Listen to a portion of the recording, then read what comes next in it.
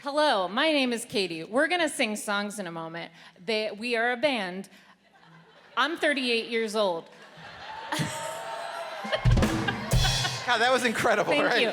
My birthday is December 7th. My social security number, should I stop? Nope, you're Okay, going. I forgot it. And I hope I have my card still. Here's another fact about me. I got a dog in October. Her name is Dolly Parton. She's so cute. She's a little pit bull, and she likes to sneeze before she goes outside. It's very cute. And what else? She also throws up a lot. So if you know anything about that and want to talk and not charge me $700 like the vet did, I'd love that. Thank you so much. I adopted a dog Tuesday, and he's real anxious. I literally 5 minutes after I left my apartment today, my landlord calls and he goes, your neighbor said your dog's been barking all day? I'm like, no, that is not true. The moral of this story, guys, in these times, don't be a narc, okay? Don't be a narc. Don't be a narc. Don't be a narc. Adopt a dog, don't be a narc. We love dogs and we hate narcs. Now how about some music to warm you all up?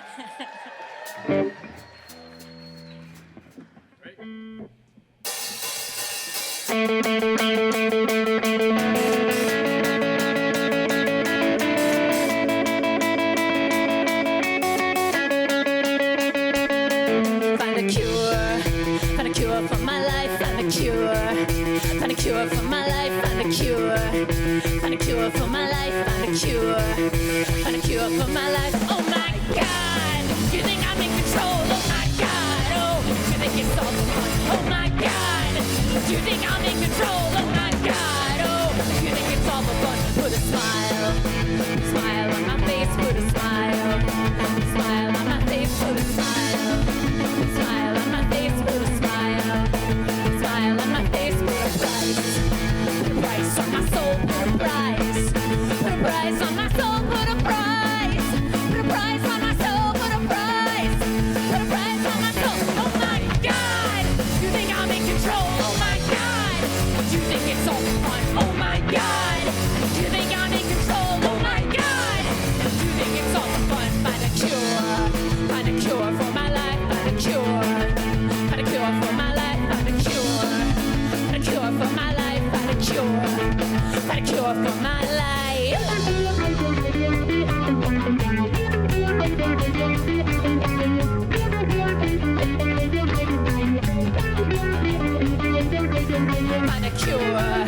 Find a cure for my life, find a cure. Find a cure for my life, put a price on my soul, put a price on my soul. Oh my fortress around my heart. Oh my God, you think I'm in control? Oh my God, you think it's all for fun? Oh my God, you think I'm in control? Oh my God, you think it's all for fun? Is this fun for you? Fun for you. Fun for you. Oh my God, you think I'm in control? Oh my God, you think it's all for fun? Oh my God, you think I'm in control? Oh my God, you think it's all for fun? Oh my God, you think I'm in control? Oh my God, you think it's all for fun? Oh my God, you think I'm in control? Oh my God, you think it's all for fun?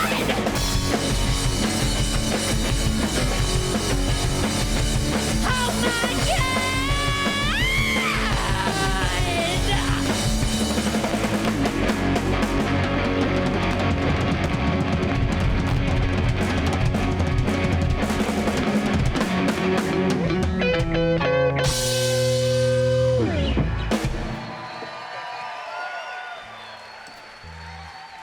Do you guys want to know a secret? I think I peed my pants a little bit during that song. Just a little bit.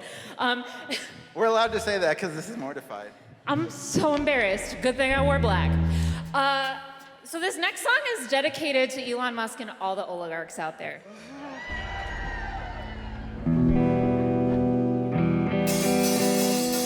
Can't buy me love.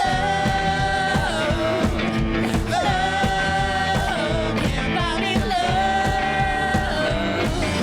I'll buy you a diamond ring, my friend, if it makes you feel alright. I'll get you anything, my friend, if it makes you feel alright. money, 'cause money can't buy me love. I give you all I got to give if you say you love me too. I may not have a lot to give, but what I got I'll give to you. I don't care too much for money, 'cause money can't buy me love, can't buy me love. Everybody tells me so, I can't buy me love. No, no, no, no. Say it all, no diamond rings, and I'll be satisfied. Tell me that you want those kind of things that money just can't buy. Well, I don't care too much for money, 'cause money can't buy me love.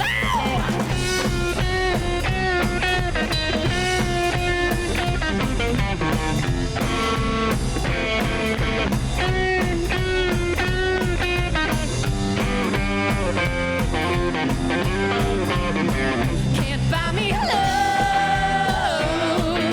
Everybody tells me so. Can't buy me love. No, no, no, no.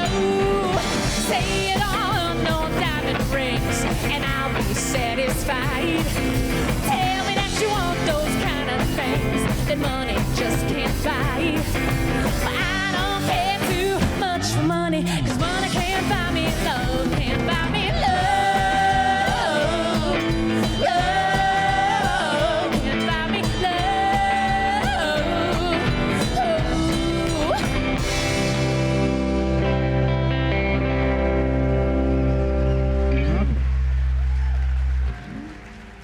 Thank you. Thank you. So it is Valentine's Day. There's an old producer from Mortified who moved to New York, Tyler Snodgrass, had this theory that power ballads were Valentine's Day carols. And so we're going to remind you of the reason for the season right now. I'd appreciate it if you'd help sing on the chorus, because, boy, this song is murder. Those hair bands knew how to sing, man. All right, here we go.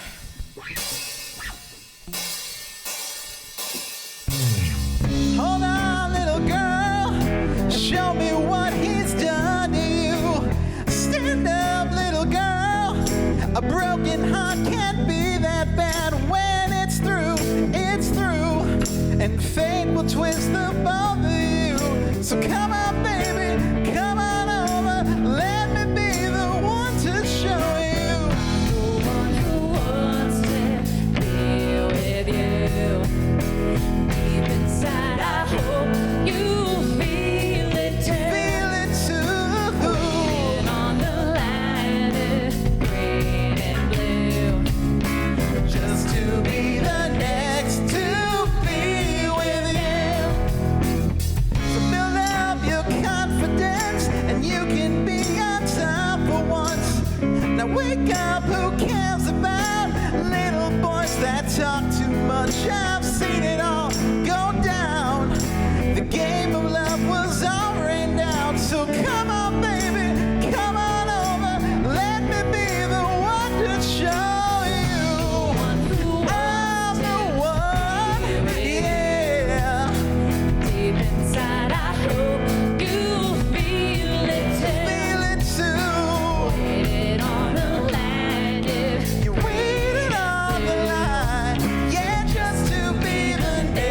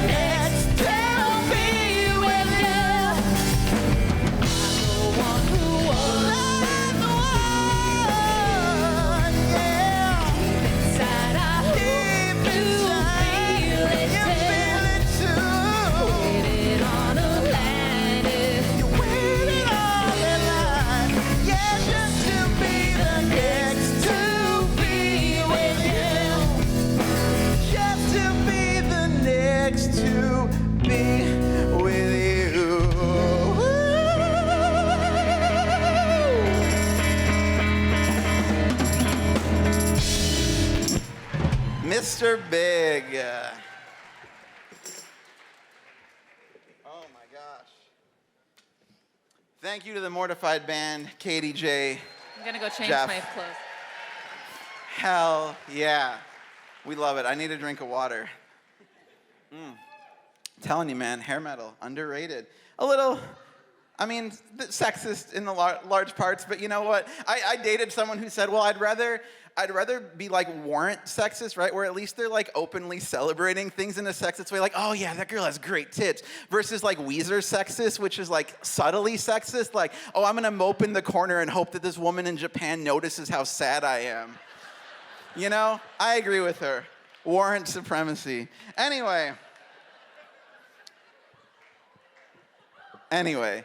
Pinkerton launched 1,000 incels. What can I say? Sorry. Hey, I'm Eric. I'm the host of the show. Welcome to Mortified. Thank you. Who has been to a Mortified show before? Okay. Who here is a virgin?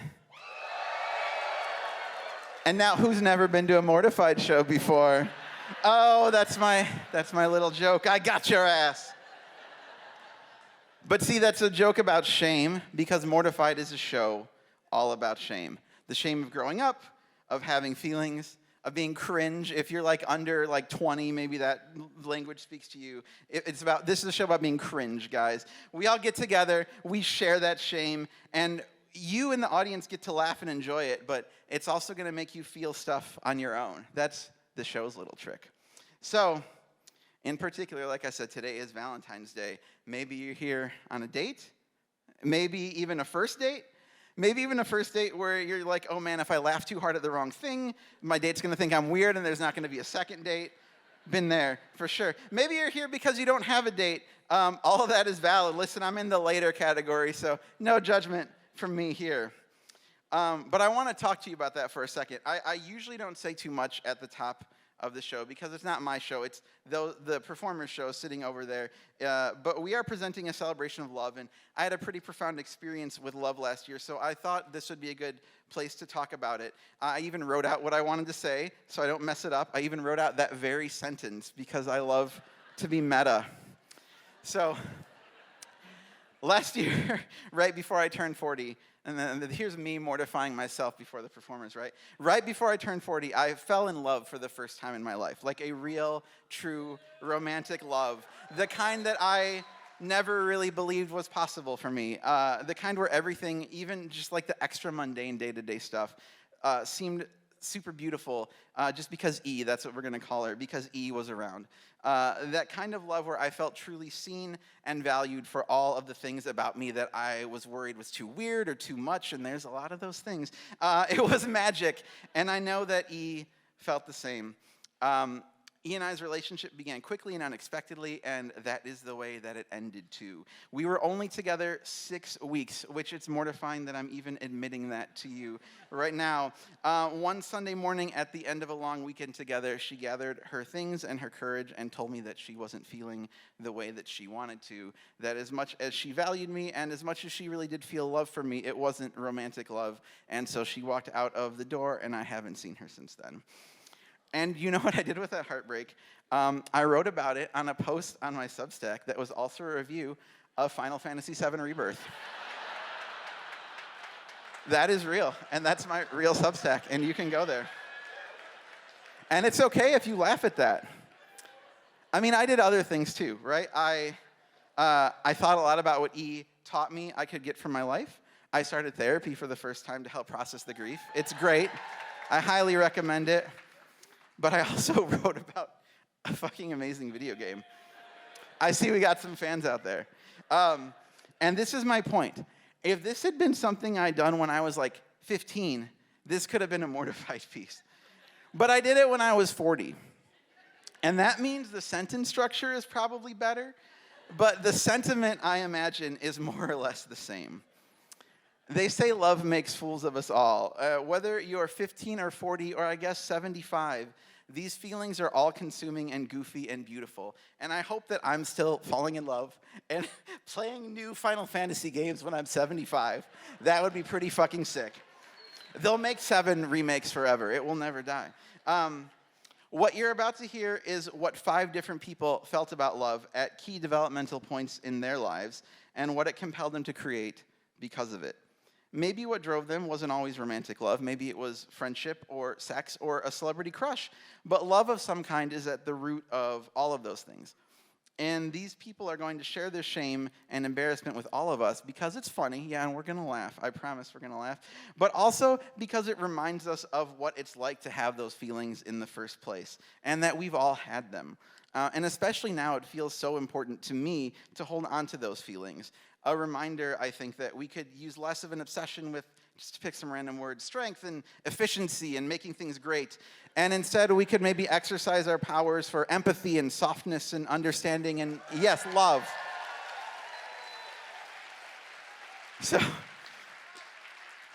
So E taught social emotional intelligence to kids with developmental challenges because, of course, she did.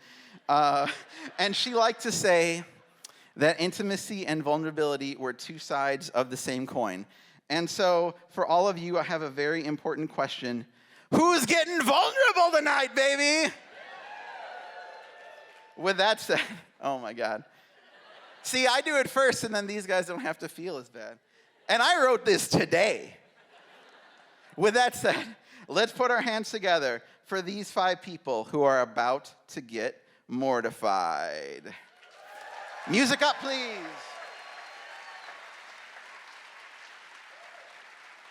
Can we get the house music? There we go, thank you.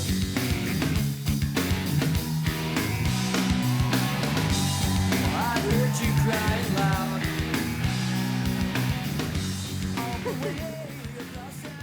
Hello, I'm Will Sondheim, first name, last name. And this is a story about a youthful pursuit of the perfect romantic gesture. I grew up in... My God, get it together. I grew up in the small town of Arkadelphia, Arkansas. Anyone from Arkadelphia here tonight? All right, so I know you and we were in youth group together. You gotta ask. Arkadelphia has a population of 10,000 people, but for some reason there are 2 universities. My parents were both English professors at one of those schools, and they always reminded me how much bigger the world was through books and art and family trips. I loved reading, and when I look back over my old journals, I immediately see how hard I'm trying to make my life feel like the stories I loved. I was a hopeless romantic who struggled translating my big preteen feelings into action. Sometimes in my attempt to write an interesting account of my life as it was happening, I'd end up skipping an obvious step, like actually telling someone how I felt. My journal starts in 2005, 6th grade. Hello, my name is Will. You have to introduce yourself. I have decided to keep a diary on my trip to France. Anne Frank called her diary Kitty. Trademark, so I suppose you will have to have a name. Kitty 2? Doggy? No.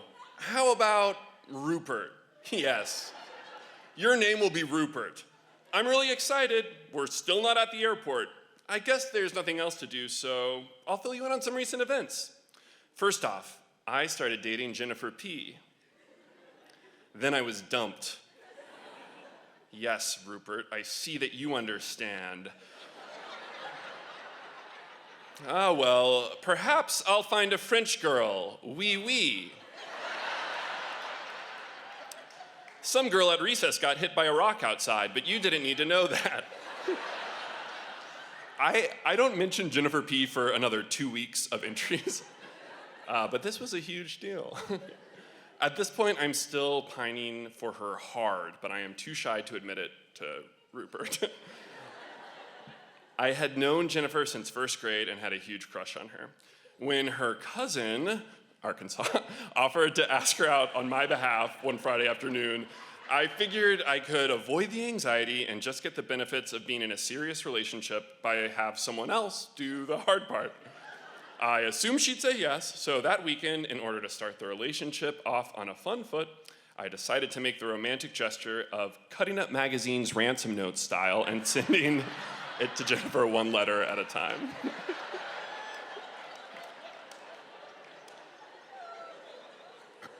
I lost patience after cutting out all 12 letters to Dear and Jennifer. And to save time, started cutting out whole sentences that sounded the way I thought a love letter should sound. That letter is lost to time.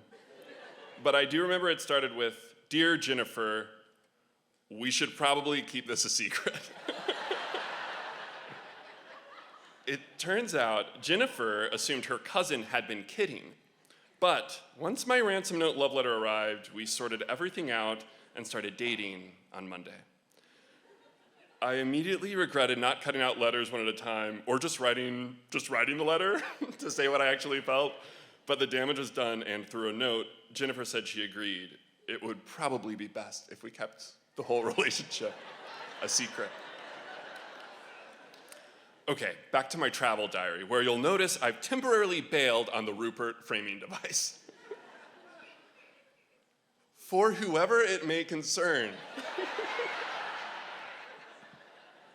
Today, we woke up fairly early and took a 2-hour train to Mont Saint Mitchell. I think I said it wrong. It was really neat. It looked like this.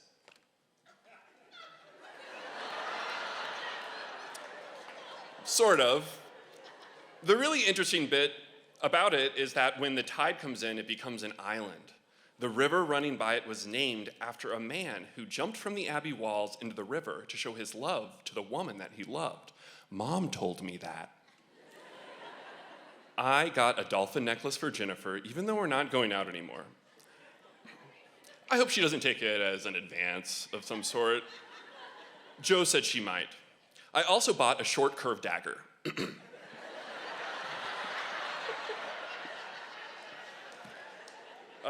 Joe is my brother, and he would have been 100% right about the gift feeling like too romantic, if not for my delivery method of choice.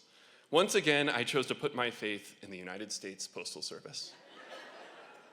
When I got home, I mailed the necklace to Jennifer, but got so caught up in the romantic gesture that I forgot the important step of sealing the envelope. A year later, Jennifer told me she had never worn the necklace because she had never received it. Instead, she got an open envelope with a letter that read, I got you something that reminded me of you. And nothing else. Rupert, I'm really tired, so I'll make this brief. We went to Paris today with only a little trouble. We had reserved tickets for Sunday instead of today. In Paris, we took a couple of subways to the Eiffel Tower. We then took the stairs to the first level. The view was pretty good. We then ate dinner and watched the movie Along Came Polly. It wasn't worth 32 euros. There were too many sex jokes. We then saw the Arc de Triomphe before coming home. Okay, here's some personal stuff. So if you're reading this, don't. And if you're me, why remember things you don't want to? So if you want to, just skip to the next day. I just want to take a moment to collectively acknowledge that what is happening here is Will's 6th grade worst nightmare.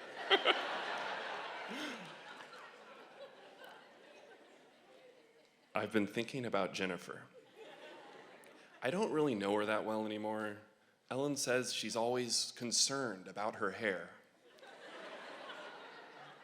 I still think that she's probably the prettiest girl in 6th grade, but since I don't really know her anymore, it wouldn't really work. I never talked to her because I was too shy. Yes, me, shy.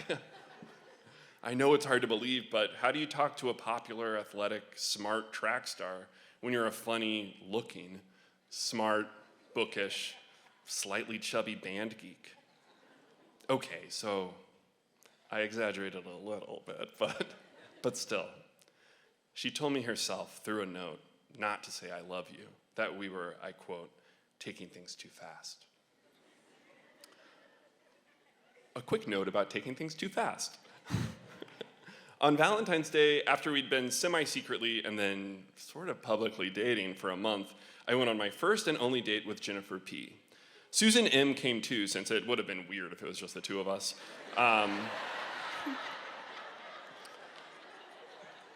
I got them both heart-shaped boxes of chocolate, so Susan wouldn't feel left out. And I got Jennifer a shirt that says, I went out with Will Sondheim and all I got was this stupid t-shirt.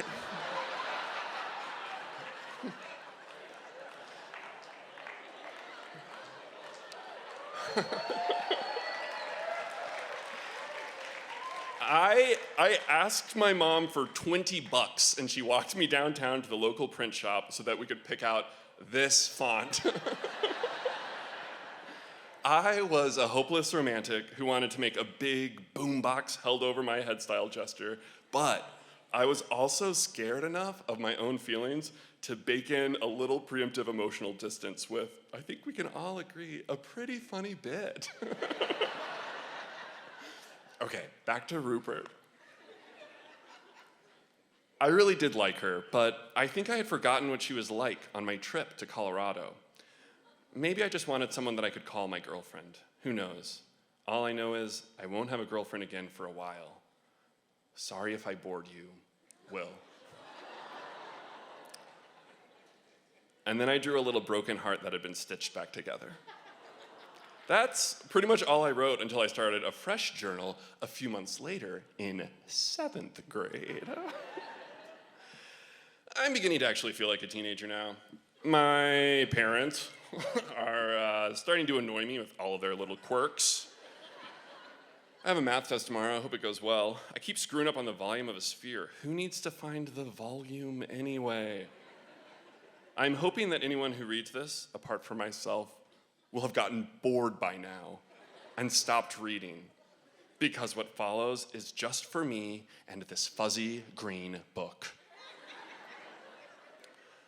The girl that I like, I wonder how many times I'll say that, is Jordan. Jordan something K. I don't know her middle name, but middle names aren't normally important. Except for mine, Hayes! It was all caps. So, did I tell you I got Jordan's socks? Wow, I'm such an idiot. They were toe socks, but that's hardly any better. I feel like quite a loser because one of the things I look forward to most is just sitting behind her in English first period. Jordan told me she liked New York City once, so when I saw a pair of toe socks in Walmart that said New York Babe on them in sparkly letters, I just knew that this was the romantic gesture I needed to show her that I really got her. I carried the socks around with me in my hoodie pocket, and they got sweatier and sweatier until right before the final bell when I stood above Jordan at her bottom locker, held out a balled up pair of sweaty toe socks, and with zero context said, I got you something, dropped them, and ran away. Every morning in first period English, I'd try to get a look at her ankles to see if she was wearing them, but she never did. In athletics, all the guys are always talking about kissing and making out with various people. Today I heard about a makeout/movie party this weekend. I wasn't invited, thank goodness.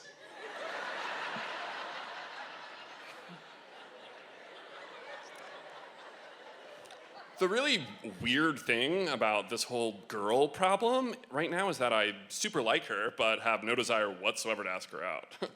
Is it because I'm a wussy or because going out in 7th grade seems ridiculous? I'll never know.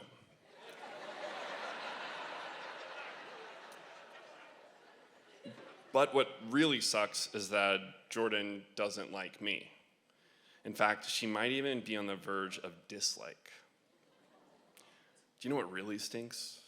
When you really like someone, when you like to laugh with them and just listen to them talk, and then they look at you like you're an idiot.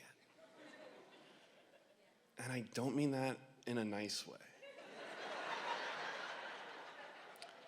Good night for now, Will.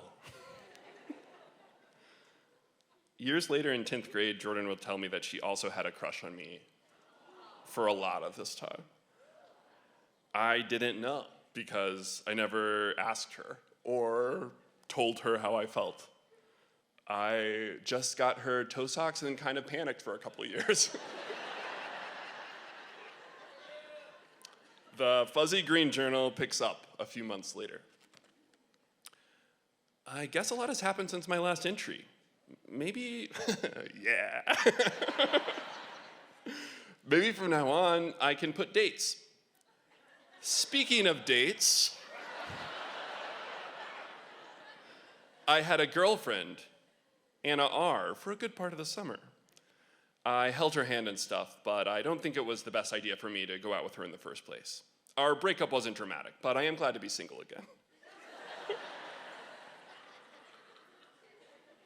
2 years later, I was walking Anna to her car after she gave me a haircut. She shaved my head.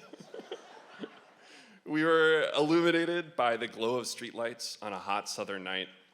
She hugged me, locked eyes, leaned in and asked if she could kiss me. Time slowed. It was a perfect romantic moment, but it also completely caught me off guard. So I asked for a rain check. Like, she said, "Can I kiss you?" And the next words out of the mouth she wanted to kiss were, "Can I have a rain check?"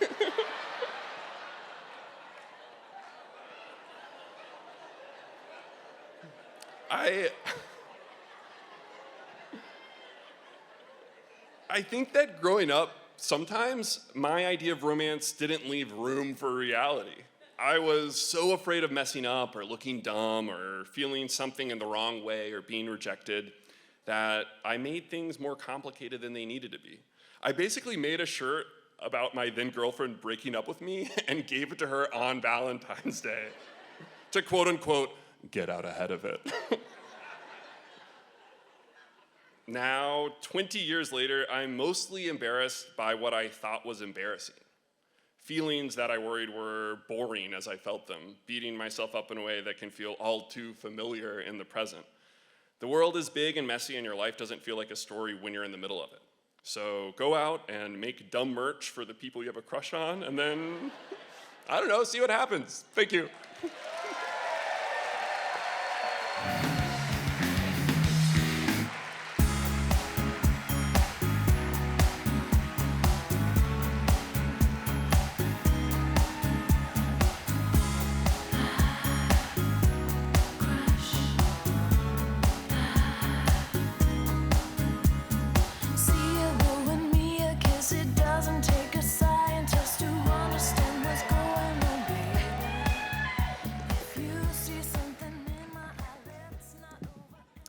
Hello.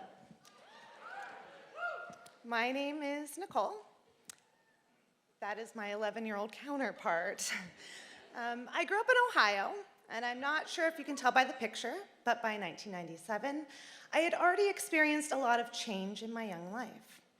The 6th grade found me in Mrs. Morehouse's LA, which is language arts, and reading class, a space I felt particularly safe within. She was also a teacher with a brilliant plan. Have her students create a book to tell about their experience at that moment in time, comprised of get-to-know-you worksheets and computer lab assignments, the best days. I created a time capsule of what it was like to be a preteen in the late 90s. I cleverly titled mine, My Life as a 6th Grader. Nicole News. Nicole Elizabeth Agnott was born on Friday, May 20th, 1986. Her parents' names were Carla Agnott and Danny Agnott. When she got home, her big brother Eric, who was 2 at the time, was waiting for her. After a few years, her parents got divorced.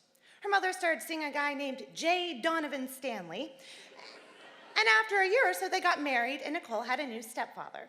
About another year or so, Nicole's mother had a new baby, Alicia Stanley. They moved a couple of times, but everything else was the same. Then, after 6 or so years, Nicole's father got engaged to a lady named Melissa K. ? They got married in October.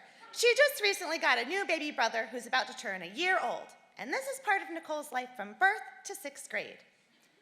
When I wrote this, I had just moved into my 6th house, and it started at my 3rd school. This move was also particularly difficult as it was across the state and away from my extended family. Navigating so much change was difficult for an 11-year-old, so I found safety in reading, writing, and the fictional world. Put your best foot forward. Name 3 things you can do very well. 1, I can read well. 2, I can write well. 3, I can get on my parents' nerves well. While the book covers everything from fashion to connecting with my current-day best friend, pop culture was really beginning to play an important role in how I related to the world.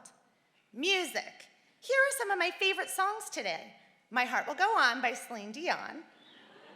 I Want You Back by NSYNC. Quit Playing Games with My Heart by Backstreet Boys. Spice Up Your Life by the Spice Girls. And, of course, Tub Thumping by Chumbawamba.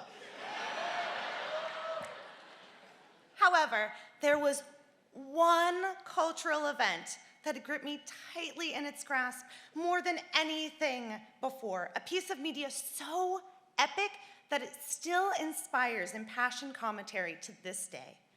I am speaking, of course, about the 1997 11-time Academy Award-winning film, Titanic.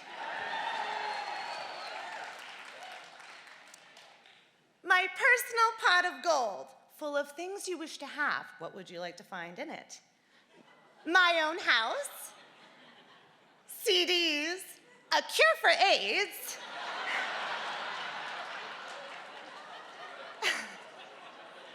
a red Ferrari, the movie Titanic, Leonardo DiCaprio, boyfriend. I needed to make sure I clarified he wasn't an object to own, just the object of my desire. Titanic was bigger than life for a lot of people. As any woman of a certain age, I can tell you how many times I saw it in theaters. 3.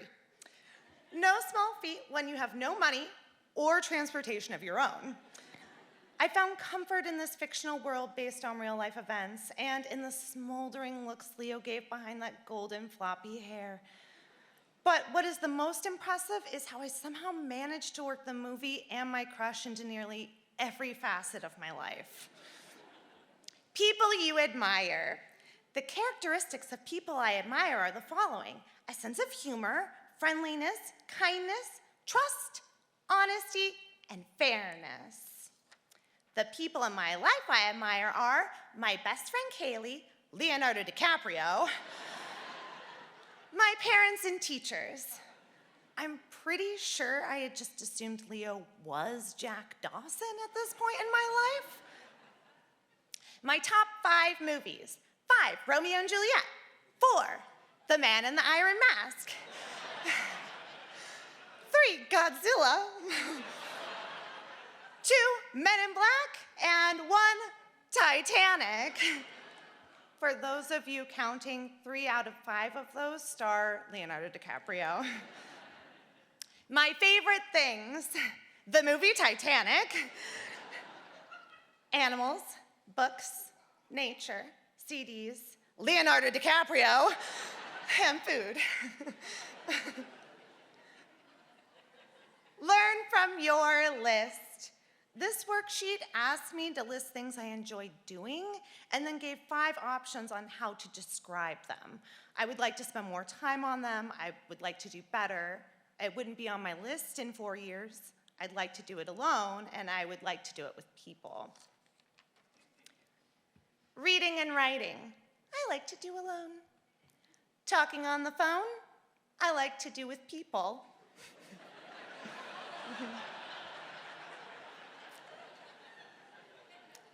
Watching Titanic, I would like to spend more time on.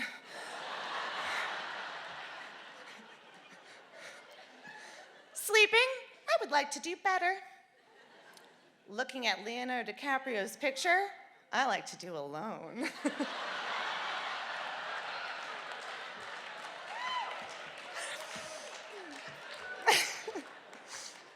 Thinking, I would like to do better. Being with my friends, I like to do with people. It then asked me to rank the 5 things from this list that were the most important to me. 5, being with friends. 4, talking on the phone. 3, looking at Leonardo DiCaprio's picture.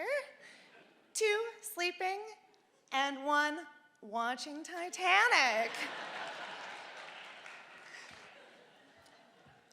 When my teacher gave the writing prompt to outline my idea of a perfect party, I did not have to think twice about what it would look like. Guest list: Leonardo DiCaprio, Kate Winslet, Leo's parents, George and Ermelin DiCaprio. I want to remind everyone here that this was not information I could Google at the time.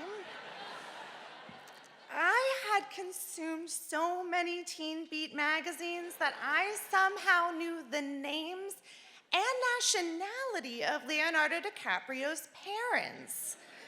In case anyone is wondering, they're German. Other guests included students from my class at the time, my teacher, Mrs. Morehouse, Jim Carrey, Tom Hanks, Lloyd Alexander, the 73-year-old author of my favorite book series, Rosie O'Donnell, and of course, Celine Dion. The text of the invitation would read as follows: "You are invited to a celebration." That's it. Time, 2:30 a.m. That's approximately 10 minutes after the Titanic sank.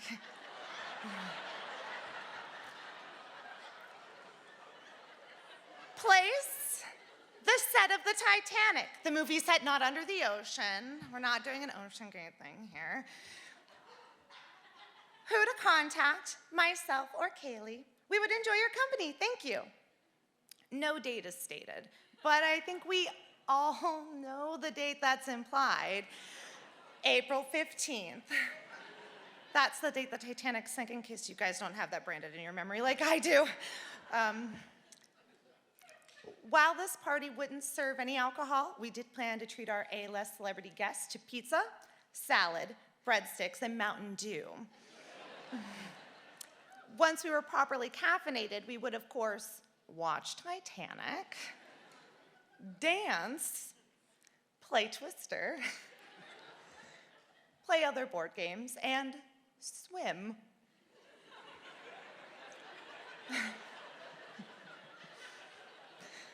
If you ask me,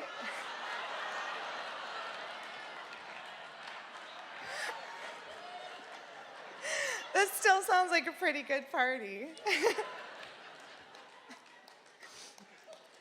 Outside of playing Twister with Rosie O'Donnell at 3 a.m. and all other things Titanic Mania inspired, I did have to focus on my personal growth, such as discussing some short-term goals. Plans I have for the next month: to pass the 6th grade. I hope I will pass this year. If I don't, I will be so mad at myself, and so will my parents. I had received straight A's this year. I don't even know where this anxiety was coming from. To write a story. I have this story in mind where a class of kids accidentally murder their teacher and they're on the run from the cops. The class of kids are my LA and reading class. I just hope I can start it soon. This was a graded assignment, and I was openly writing about accidentally murdering the teacher giving the grade.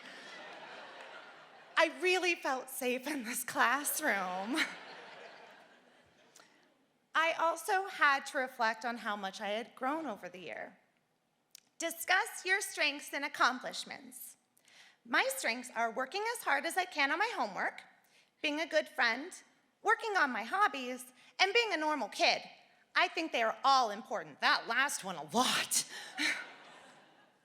I didn't have many accomplishments this year, but I did have a few. I have grown to be more mature, at least more than I was last year. I guess it's just one of those things that come with growing up. I also learned not to take jokes so seriously. Usually the people are just goofing around and they don't mean any harm. Now I can just take a joke with them. I want to thank everyone here tonight for being in on this joke with me. 11-year-old Nicole never would have believed she would be brave enough to step into the real world to this extent and goof around with a theater full of people. I truly feel in this moment as if, and you can join me if you know, I'm the king of the world.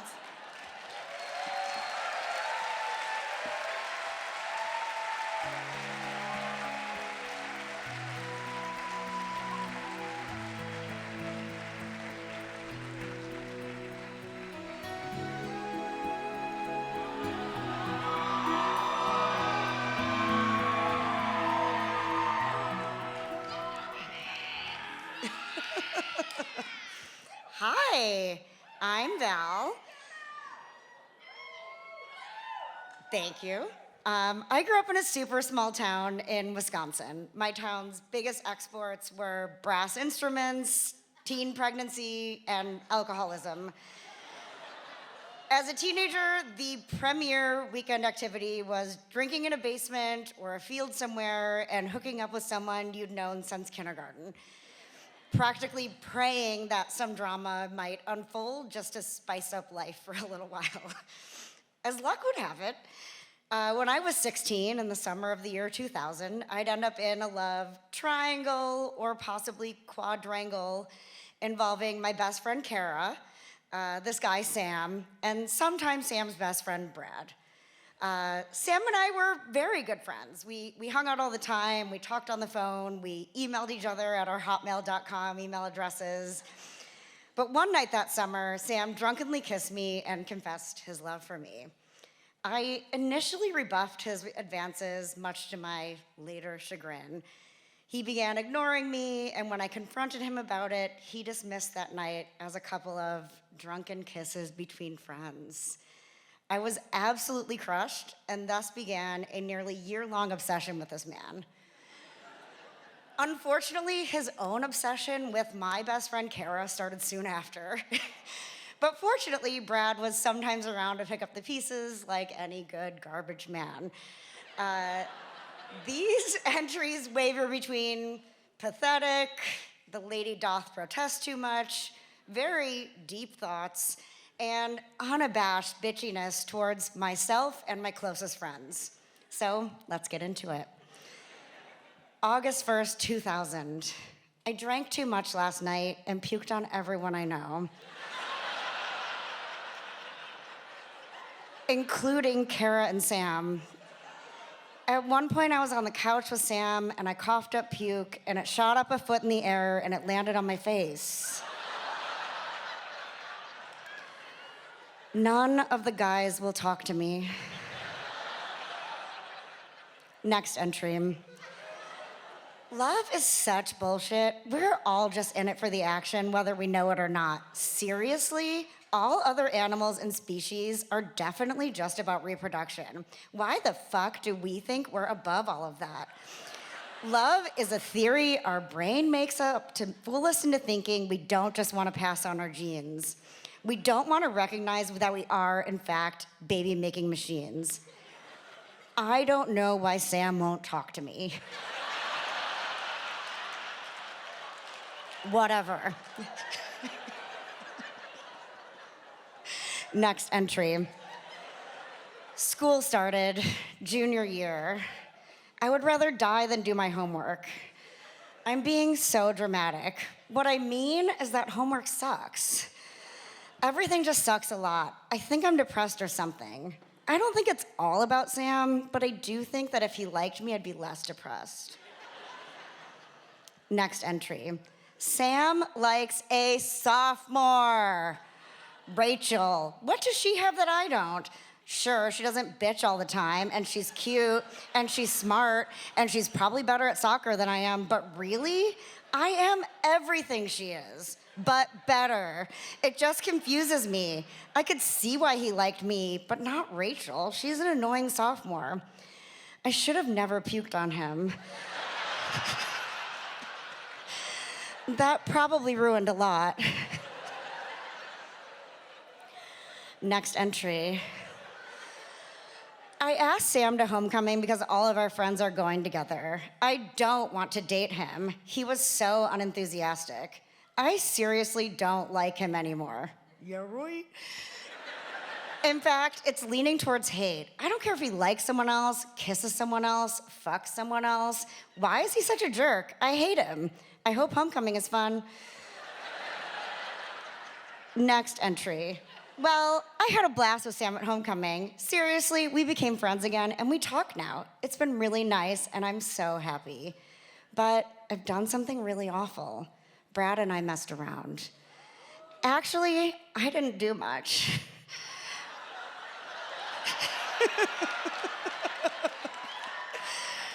Brad did a lot. That was something. We're fine now. He's being a normal person and not ignoring me like Sam did. I don't know if I do or don't want to tell Sam. Would Sam be jealous? Next entry. I fooled around with Brad again. Oh well, nothing extreme happened, unlike last time on the oral sex. We were up half the night and then we had to go to school after that. I decided to tell Sam about it. He laughed and laughed. He called me a hornball. Well, he used to like this hornball, so there. Kara likes Sam now. I'm okay with it generally, but if anything actually happened, I'd probably cry. I do not want Kara and Sam to get together. It would ruin everything. Next entry. My life officially and completely sucks. Kara and Sam are an official thing. I saw him first. Fuck, sure. I told her I didn't like him, and sure, I messed around with Brad. But damn it, I hate everything, and I can't even say anything because I'm a bitch. Fucking shit.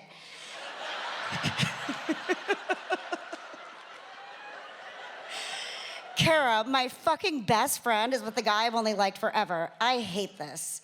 And yes, I am selfish, but I am in fucking hell right now. Shit. Next entry. Well, Brad officially likes me. He asked Kara if he should go for it. I'm not sure if I actually like him or what. Like, do I like him because he likes me, or am I run by my hormones? And now people are asking me if I like Brad. Even if I do, I don't want to be his girlfriend. I don't want any boyfriend, let alone Brad. I like to flirt. I like having options. But I guess it would be fun to hang out with Kara and Sam. Next entry. Well, Brad fucked Rebecca.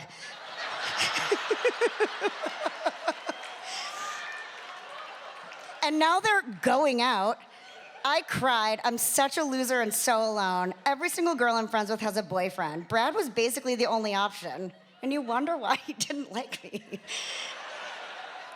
I cried. I didn't mean to, but I actually like Brad. I'm not sure if you do. I hope he gets chlamydia or gonorrhea or herpes or some other nasty shit. On the bright side, Kara said she's breaking up with Sam tomorrow. It's not because of me. Thank God, I'd feel bad but relieved. Next entry. I still like Brad. I hate him too, though. I keep thinking him and Rebecca aren't actually real, and the second they break up, he'll come back to me. But that's ridiculous. Why do I still like him? Probably because I have no one else to like. Dang, sorry, Brad.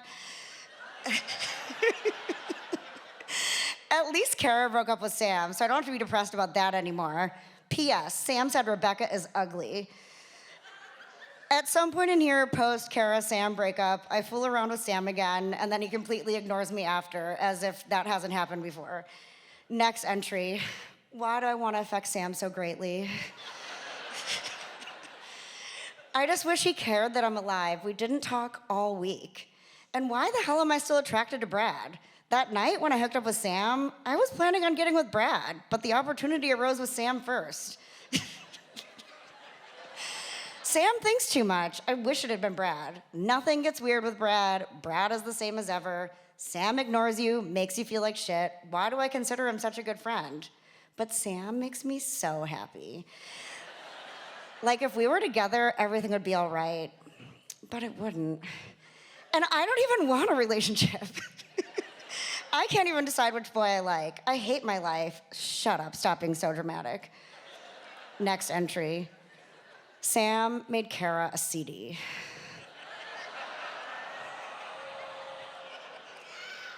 She was mad at him for coming over to my house high, and so she bitched at him, and he makes her a CD. I try to have a normal conversation with him. I get the cold shoulder. He doesn't talk to me. He acts like I'm an asshole. I gain his friendship back little by being nice, even when it was his fault. I kind of sincerely doubt I was being nice, but... And Kara tells him he's a jerk just for being too high, so he makes her a CD. He's in frickin' love with her. What sort of spell did she put on him? Why can't someone worship me? I am so sick of my life. Next entry. You know, the transition of friends to more ought to be illegal. It's just wrong. It's like saying I love you like a brother, then saying the next day I want to kiss you. That's incest. That's sick. She's not wrong. It's like saying, I love ice cream. Then the next day you say, no, really, I love ice cream. I want to have Ben and Jerry's baby. It's just bizarre. Sometimes I feel like Sam hangs out with me just to be around Kara. No shit.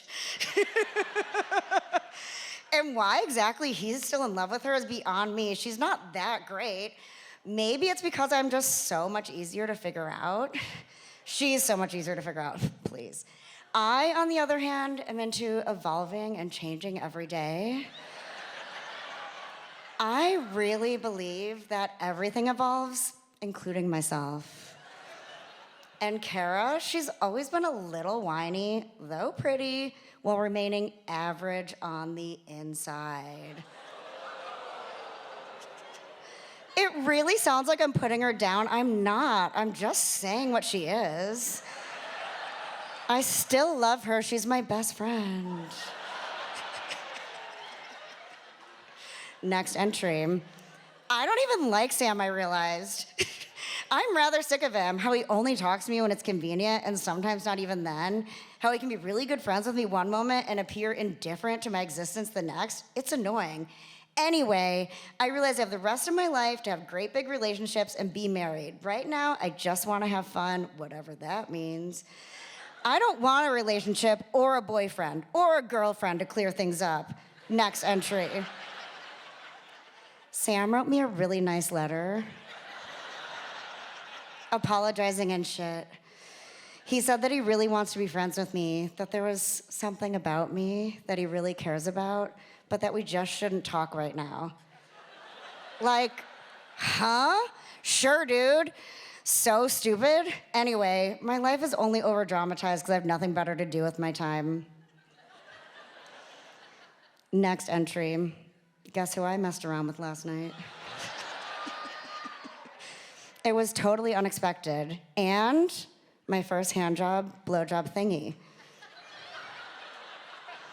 It was Sam, Mr. Overdramatic. How on earth did that happen, considering we're not talking right now? Picture it, 2 a.m., I'm in bed, sleeping, and my phone rings. It's Sam. He was sleeping over at Mark's, on Mark's mom's weird massage table. And said that I should come over and hang out with him. I said, why should I hang out with someone that thinks we shouldn't talk right now? I don't know what the answer was, but it was convincing because 30 seconds later, I'm jogging over there. We went over everything that bothered us about one another. We kissed a lot. He said he loved kissing me. There was some clothing removal. Then he instructed me on how to give a handjob and a blowjob. It was very helpful, actually. Afterwards, he said we should just be friends.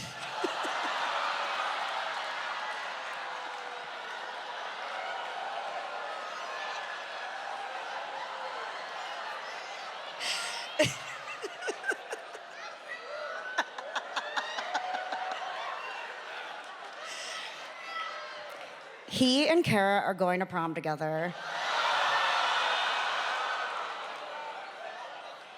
I hope I can go with Brad. I think I'd have fun. Sam said he's scared I'll have sex with Brad if I go with Brad. Anyway, we're not telling anyone about messing around, not even Kara, because nothing happened, right?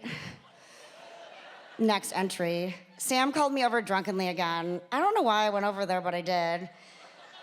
He said we shouldn't mess around with anyone else. I think he's freaked out about me and Brad. What's with this kid? Sam thinks we should have sex. He says we'd have amazing, awesome sex. Would we? It's not like I have anything to compare it to. School was hell today. Kara noticed the correlation between my tiredness and Sam's hungoverness. I'm a bad person because I'm kind of lying to Kara, but she wouldn't want to hear about it anyway. Brad has to ask me to prom, but Brad definitely knows about all this Sam stuff. Ugh. Next entry. I decided to tell Sam we shouldn't do anything anymore. I thought I'd be relieved, but I'm not. I just don't want Kara to know. I'd feel like such an awful friend. I am an awful friend. God, at least before I felt awful but was getting some action. Now I'm awful and actionless. It doesn't really seem fair. Brad knows about all of it, and so the shit is going to hit the fan between me and Kara, and for that reason, he can't go to prom with me? Come on. Who am I supposed to go with? Next entry. Mark had a party at his barn on Saturday. I was the only girl invited because the guys said I'm like one of the guys, which is honestly very cool. Like, they think Kara's hot, but it's probably better being fun, right? Anyway, it was fun until Sam started being a jackass. He asked me if I wanted to mess around, and I said no.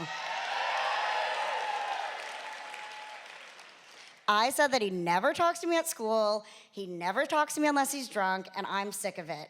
He said I was being a bitch, which is really rich, coming from such a little bitch baby himself.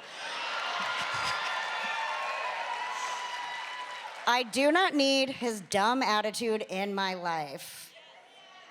And thus, after nearly a year of back and forth with this man, I literally never mentioned Sam again. He fell out with a number of our friends and even went to a different school senior year. What can I say? I'm obsessive till I'm not. Brad and I became pretty good friends, save for a few more hookups, and we even lived together in college. But then we got in one fight sophomore year and also never spoke again. But Kara and I are still friends, and she's still very pretty and captivates men because she is charming and smart, and I was just incredibly jealous of her. As for me, I have grown a lot in the last 20-odd years. I mean, thanks.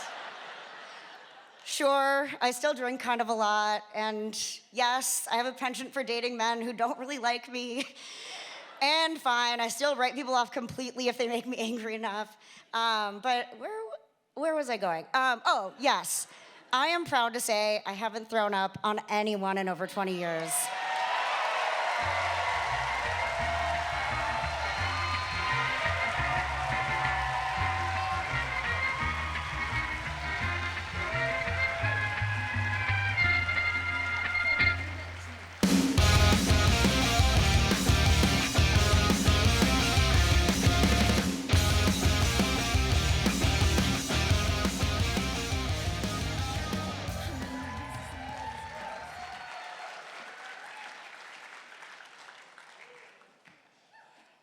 So nervous. All right. I'm Lily B.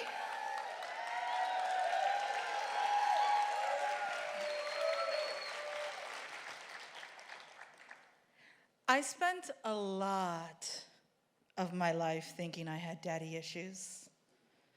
I mean, that's what they told me, right? That's why I was always in shit relationships, why I kept attracting losers, why I've been engaged 3 times and only married 0, and why 2 of my exes tried to kill me. That's why I couldn't love properly. Yeah, that's what I said. And I thought I had daddy issues because my dad was violently kicked out of the house. I was 5 years old watching my mother throw his shit onto the porch, and no one explained why. And the silence, the empty space where a father was supposed to be, that's where they said my issues lived. At 16, I found out the truth. My father was cheating on my mother with her cousin in the van that she helped him buy. And my grandmother, she set him up. She told my mom to hide in the van so that she could see it with her own 2 eyes. And when she did, she didn't beg, she didn't cry. She just hid, came out of the van after he had slept with her, and took the van and drove it home. She threw his shit out and never looked back. And me, I hated her for it. Because my father let me believe she was the bad guy. And when I finally found out what really happened, it fucked my head up about men. That's when my energy shifted towards him. That's when I really became hard on men. Because if my own father could sit back and let me hate my mother for something he did, what the fuck were the rest of these dudes capable of?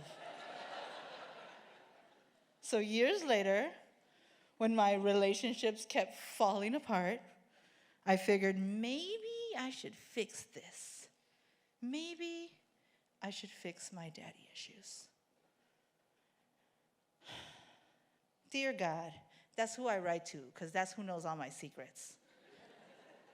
I called my dad today. I think it's time we had a conversation about us. I'm tired of dating all these losers, man. I feel like I've been filling voids he left for so long. I hope he accepts the invitation. We'll see. And in true dad form, he said he would meet up with me. And then it took him 2 months to make good on it.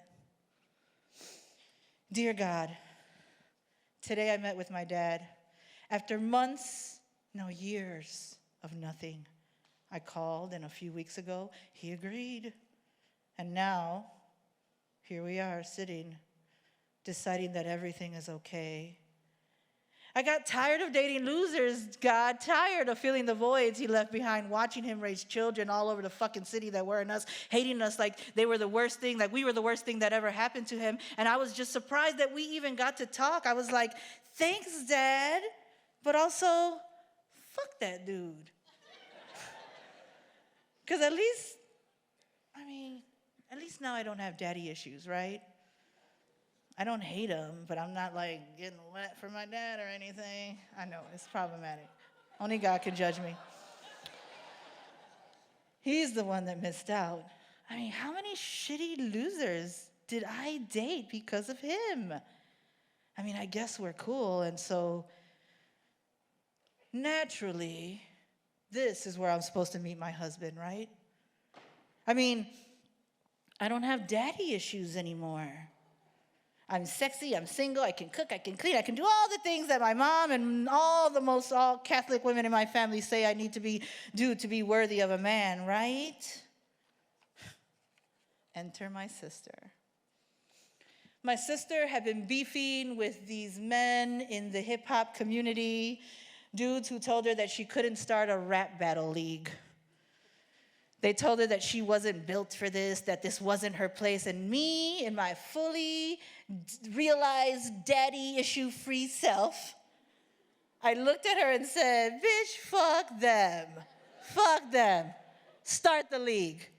And she did. Dear God, you ain't gonna believe this shit. She started a rap battle league. And the first... and somebody dropped out. And at first I said, nah, but low-key, I want to do this. And now I'm writing raps with Juan. Who is Juan? Okay. Juan is this fine-ass dude who had been trying to, get with me for a little bit and take me out forever. And because I really wanted to win this rap battle, I let him help me write the rhymes. And Juan was perfect, y'all. He was cute, he was sweet, he was smart. He didn't say dumb shit. He didn't mansplain things that I already knew. And when he leaned in to kiss me while we were writing raps, I was grossed out. I felt nothing, not a spark, not a tingle, not even a blink of reaction. And don't get it twisted, there was nothing wrong with Juan. He was fine. I mean, fine, he was fine. But it wasn't about him. This was about me. And that's when I realized that it was never about my daddy issues. It was never about me being too hard on men or having too high standards. It was never about me being Catholic or not woman enough. It was never about men at all. I'm just a solo, poly, demisexual woman. And that I just had to claim, you know? And ever since then, ever since I figured out who the fuck I really am, I've been in complete control of myself, of my space, and of men. And needless to say, I won that rap battle. And tonight, oh my gosh, I can't believe this is happening. Tonight, playing the role of the MC that I absolutely destroyed with the rhymes I wrote with Juan. Please welcome Eric.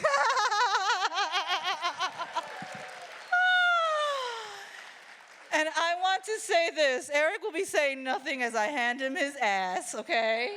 And I'm so, Eric, we friends, yo. I am so sorry, my friend. I am so sorry, and I'm also sorry to the audience because this ain't me. This is Rap Battle Lily. Okay? You're going to see a whole different person. You're going to have to stand right here because I don't want to take this off. Can I take this off or just? Yeah, go ahead. Oh, bet. Oh, you about to. Look, y'all about to see me do something I hope I never have to do before. So if you don't know how a rap battle works, you get 2 minutes to just talk as much shit as you can to your opponent. There's no music, there's no beat. This isn't a freestyle. You write it, you plan it, you say it, and here we go. Oh my gosh.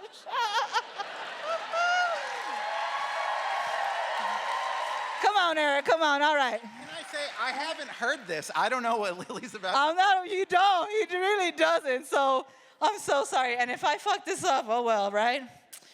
Here we go.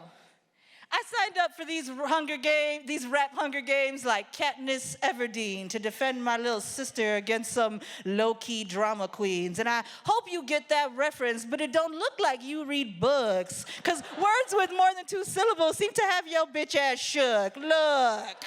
I'm a 40-year-old mama. I done raised a whole ass man. And no, his name ain't Desi. It was a guy that was there I couldn't stand. Or some rap battle stand, man. I know, I get you need a reason to come down here from the burbs beside these catfish females kicking you to the curb like New York City garbage. You just sitting there to bore us. Come on, man. In this game, you baby's Beth, and I'm the florist, a true artist. This is your destiny. Beyond what I say, you can't fuck with me. Like Kelly and Michelle, you'll be forced to take sabbatical like Dave Chappelle, but oh well, I see the... Sorry, this is about to get personal because... Because I can look into those eyes and I see the fucking fear, but that's what happens when you step to royalty and you still wet behind the ears. I smell formula on your breath. Is that shit? I think you need some huggies. Matter of fact, you looking kind of sleepy now. Can I rock you in a buggy, little thuggy from Maywood or LaGrange, whatever the fuck it ain't, Shy City? You know what looks better coming out your mouth? It ain't those rhymes, it's this here titty. And it's a pity. And it's a pity that you need these nutrients to elevate those rhymes. And bitch, I've never done this before, but I know that this here is where I call time. Because you're not about to eat me up. I'm leaving here untouched. You think you Superman, I'm kryptonite. You a white girl playing double dutch, all double-handed, off beat, like the way you stroke a hairy man's chest. And don't tell me that shit don't go down here at all these sausage fests. I digress. You know, you ain't a thug, just a disappointment. I'm sorry. I'm so sorry. I digress. I know you ain't a thug, you just a disappointment to parents who didn't give you love. And what you think I should give you a hug? The fuck I look like? I'm a bitch who fought her demons and I slayed them like a queen. Who we talking about who's real? You Takeshi 6ix9ine and I'm MS-13. I'm so sorry. But there's no bloodshed. You'll still bury your hand in the sand, thinking it'd be sweet. You came here thinking it'd be sweet, and shit ain't going as planned. This is a game to me. You the one trying to be a pro. You basic TV, and I'm HB fucking O. And I'm the mother of dragons, cause I gotta sit here with your breath. Winter is here now, bitch. Prepare for your death, cause I'm savage like Dothraki, and you a little finger snitch. Yes, I just ended this on a I ended this round on a Game of Thrones scheme. Something, bitch. If Cheese wasn't my sister, I wouldn't be doing this for free in the world of storytelling over 5, and you paying me. So I suggest you save this footage and keep it nice and safe and encrypted in case you have to sell it one day to keep from getting evicted. Unless Cheese makes this shit encrypted, watermarked like the yellow stain in your pantalones. I'm dog walking you, bitch. Have you licking your cojones. Whew. Because I don't do this pantomime rap. I don't sit here busting fake caps. I pull real fans in. You got to pay stand-ins. I'm just kidding. You can't afford it. You got to go Facebook Live just to get this shit recorded. And I'm going to take a minute 30 just to show you how I get paid. This about getting 30. And like Slick Rick the Storytellers, I play sold-out theaters while you spitting hot garbage under train station heaters. You don't know my history, Lily B for you's a mystery, but you'll join in my ministry. Raps so cold, lips blistering, cause I'm on some divine shit. Put a beat to my mind and that's a hit. Get a DJ to remix it, platinum legit. Your barbershop quartet rhymes ain't cutting it. Tie a bib around your neck for that dribble that you spittin', quit it. And while you white boys from the, sorry, cause it wasn't you, okay? All right.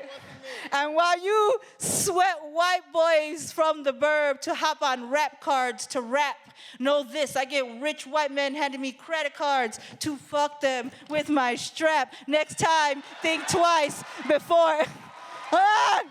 Next time, think twice before you disrespect my sister, because we got the biggest balls in this bitch. You call us mister. I'm sorry. Eric, you a casualty of war. No whammy, you pressed your luck. Understand that any man standing in your position, Lily B, was bound to fuck. And that's it. I'm so sorry!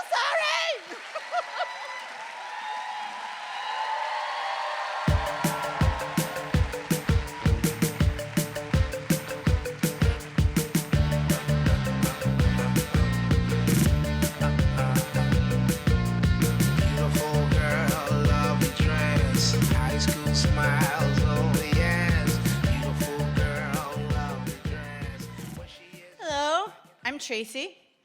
In the late 90s, teenage girls had to pick a side in the defining issue of our time. A very contentious debate with high stakes. Backstreet Boys or NSYNC. When I saw the July 1998 Disney concert with NSYNC, I picked my side. The one with the big baby blue pants and the bleached blonde curls. I listened to their album religiously and followed every detail of their TV appearances and live performances. In the spring and summer of 1999, I was 14, going on 15, in Southern Illinois, finishing my freshman year in high school, and very concerned about getting in the in crowd. I wanted to have the best summer possible, which meant overcoming my shyness, finding a boyfriend, and seeing my true loves, NSYNC, on their tour. April 14th, 1999. I might try out for the competitive cheer team at my gymnastics club. If I try out and make it, I might just try out for cheerleader next year. Maybe I'll even have my round-off back handspring by then. I'll do more clubs and stuff next year. I might even get a boyfriend. Like I see that happening. All of my horoscopes say that I will see a rise in popularity without doing anything. If I'm extremely lucky, that might happen. April 21st. I'm in theater with Seth and Megan, Kelly's friend.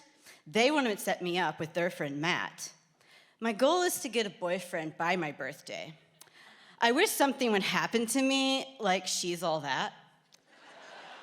And then I wrote NSYNC rules in the margin. April 27th, 1999. It's very important, the attention to detail. The star. See? April 27th. I tell everyone except my very best friends that I don't care, and I'm not really interested in having a boyfriend, but I have a secret wish to have one. I also really want to be popular, which is many of the reasons that I want to overcome my shyness with doing theater. The summer is my birthday, and I am determined to have the time of my life during the rest of my high school career, going to concerts and games. April 28th. I wonder if men just can't understand women, especially when it's their daughter. He's willing to spend $200 on program camps at Southern Illinois University, and I don't want to go. He could put it in my savings account and invest it in stocks or something. I could use that money to go to one of Duke's camps next year. Now that would be fun. Almost everyone I know has a boyfriend, and it's driving me up the wall. Whoever I end up dating has to love me and be nice. Have a sense of humor, a cute smile. Doesn't necessarily have to be cute, but will factor in. Willing to buy me gifts, must be sweet. Dawson's Creek wasn't a rerun. It's great at last. I love that show. I want the sweet, smart, humorous, and cute guy I choose to be my first boyfriend to think about me like, God must have spent a little more time on you. I know it might be a bit of a stretch, but I can hope, right? I hope I meet that perfect guy this summer. June 11th. My sunglasses broke at my cousin's wedding. My dad went out and bought some. He tries really hard to be a good dad, and I'm beginning to appreciate that. I blew up, and then I felt really bad because I must have sounded like a brat. I'm running out of time on my quest to get a boyfriend by my birthday. My mom is right. I need to flirt more. I just can't think that just because I want a boyfriend that someone will just come along. I need to be more outgoing. June 15th. This summer, I just want to really get to know a guy really well. So I'm not looking for a boyfriend by my birthday. I just want to know a guy really well. If that means we're going out, all the better. I'm going to start approaching more guys and get involved in conversations. I know some of them like me, and I just need to find those guys. I've got to get tickets to NSYNC. June 21st.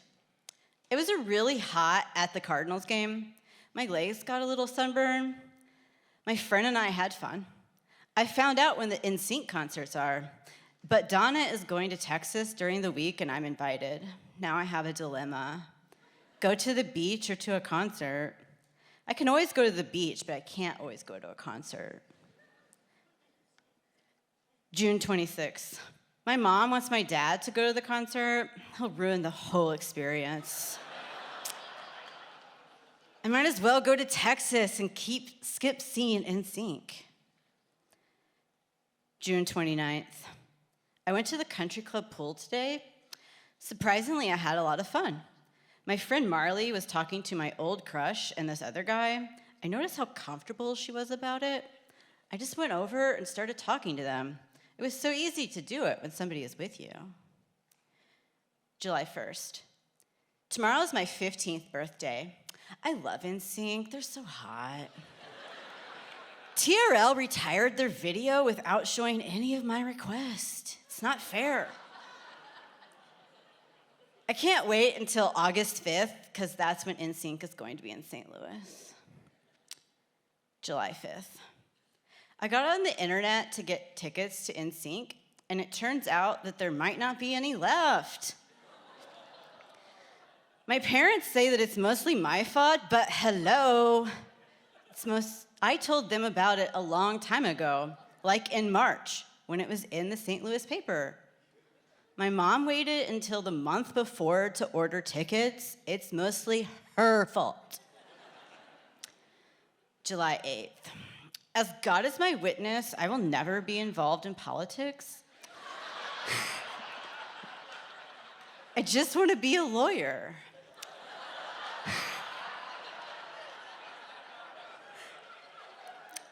Last night, I listened to A Little More Time on You over and over. I love that song so much. I have a snowball's chance in hell of getting those NSYNC tickets, but I pray that I do. July 14th. I'm going to start badgering my mom in order to get her to call Riverport because I really want to see NSYNC in concert. I found a new number to try for tickets. It came to yet another dead end. August 5th. The day I didn't get to see NSYNC because my mother failed to secure tickets.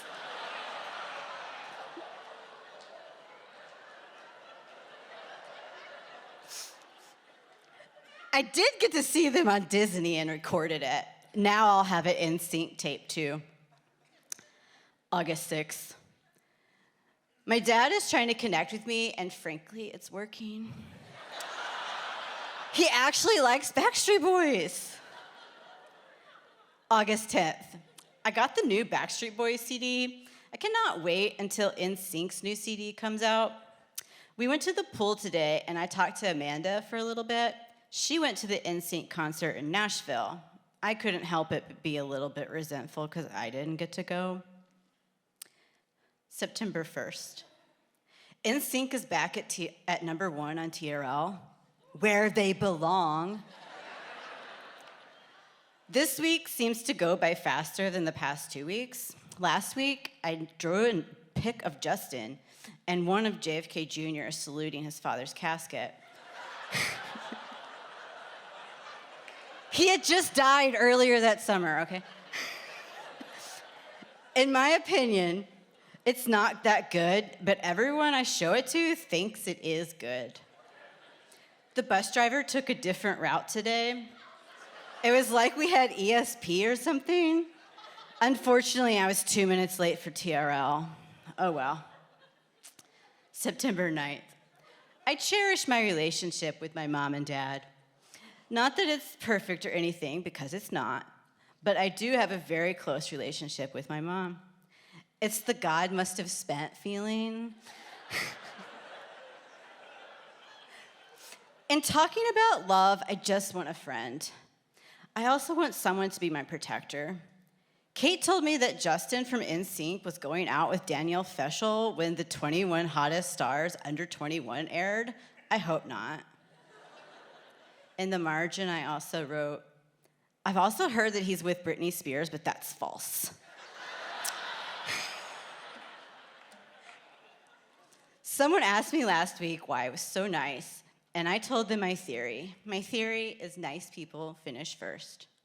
If I leave a good impression to people, then they'll remember me as that girl who was nice to them when nobody else was or when they had a bad day.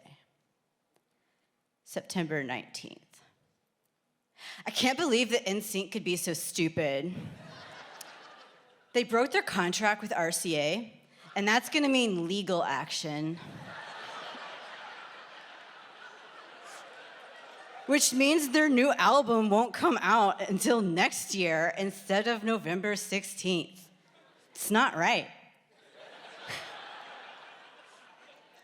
Maybe everything will work out and their album will be out on time. I sure hope so. November 13th. I heard Drive Myself Crazy on the radio yesterday when my mom picked me up at school. It reminded me of summer, swimming at the country club. I miss that. I hope NSYNC settles their lawsuit soon. I heard that if the judge rules against them, then they will no longer be NSYNC. I wish on a star, and it never comes true. I wish for the same thing every time. All I want is a nice, sweet, cute, and funny guy. That's all I want. Is it so much to ask for? December 26th. Y2K is less than a week away.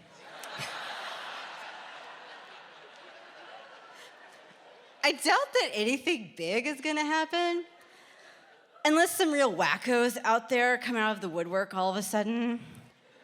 With heightened security, I believe that we're safe. There won't be any power outages, not the widespread crisis that some predict. I'm sitting here listening to God Must Have Spent. I love that song. January 14th. I heard NSYNC's new single on the radio tonight called Bye, Bye, Bye. Their new album comes out on March 7th. I cannot wait. Absolutely cannot wait. January 24th. My mom got rear-ended today, but she's okay. NSYNC's new video is really cool.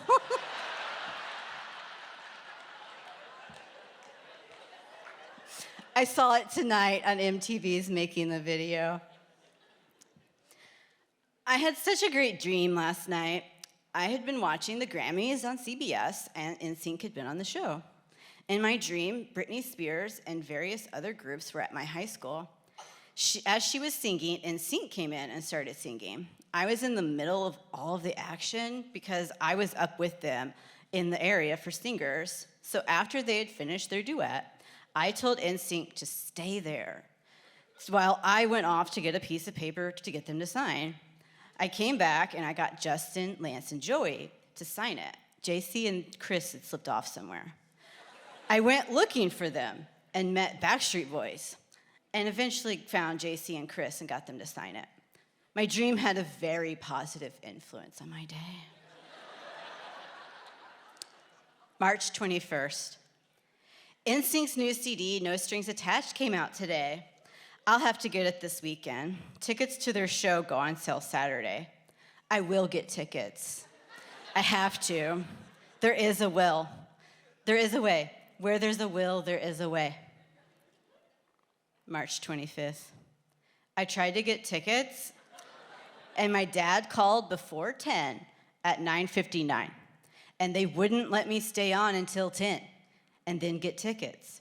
We called later, and all they had were 3 tickets, not together. So I told her not to because we wouldn't be together.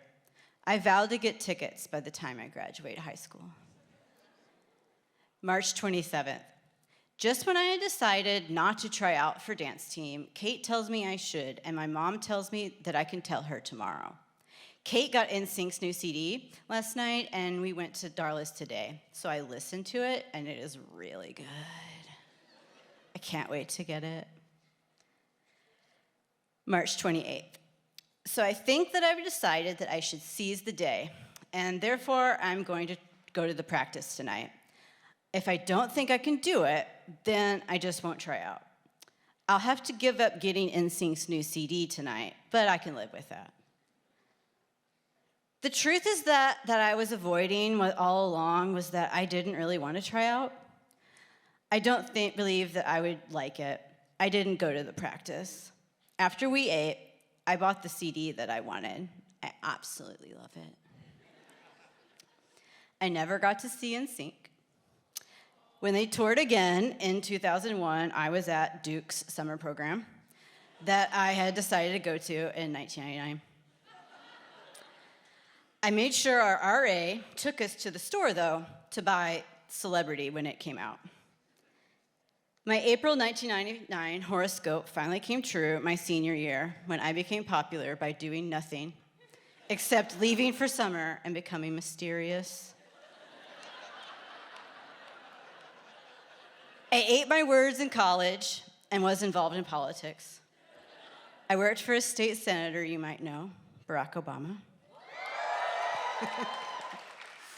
I did become a lawyer, and sometimes with adult lawyer money, planning and manifesting, the stars align, and your teenage dreams do come true. 25 years later.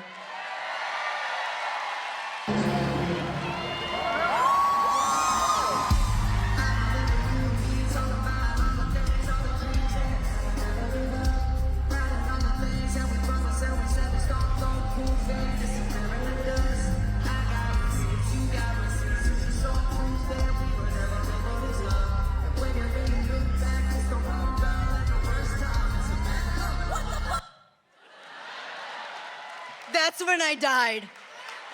Right there.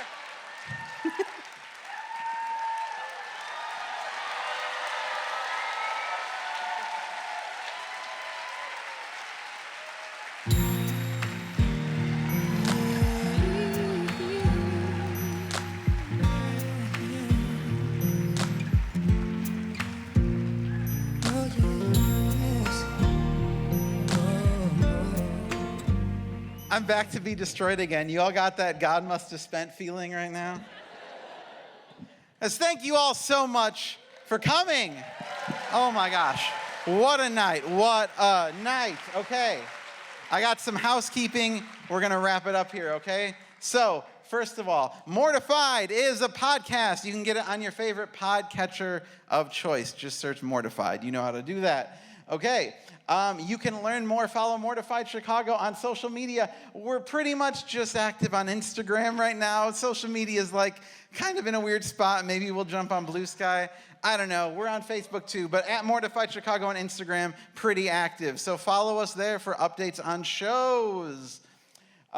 This, not me, you can't be me. This is my show. But that could be you if you go to getmortified.com/participate. We would love to hear from you. We always need people. We would love to hear what treasures you have unearthed and have you on stage. It's a great time, okay?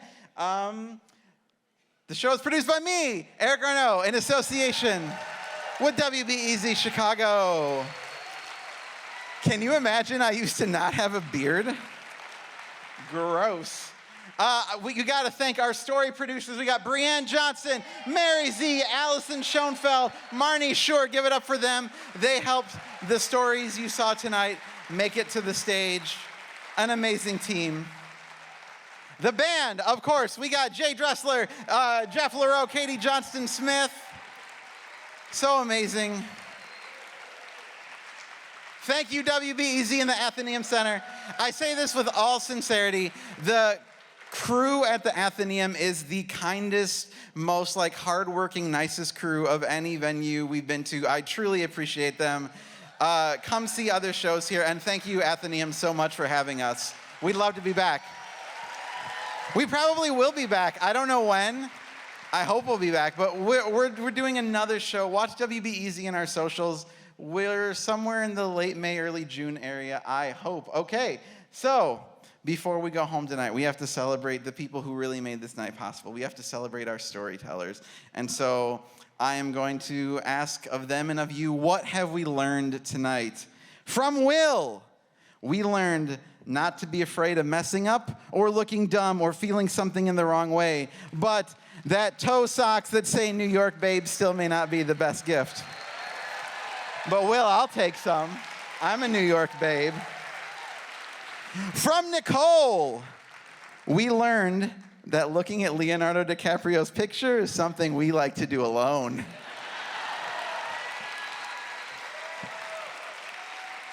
From Val, we learned that the transition from friends to more ought to be illegal. It's just wrong.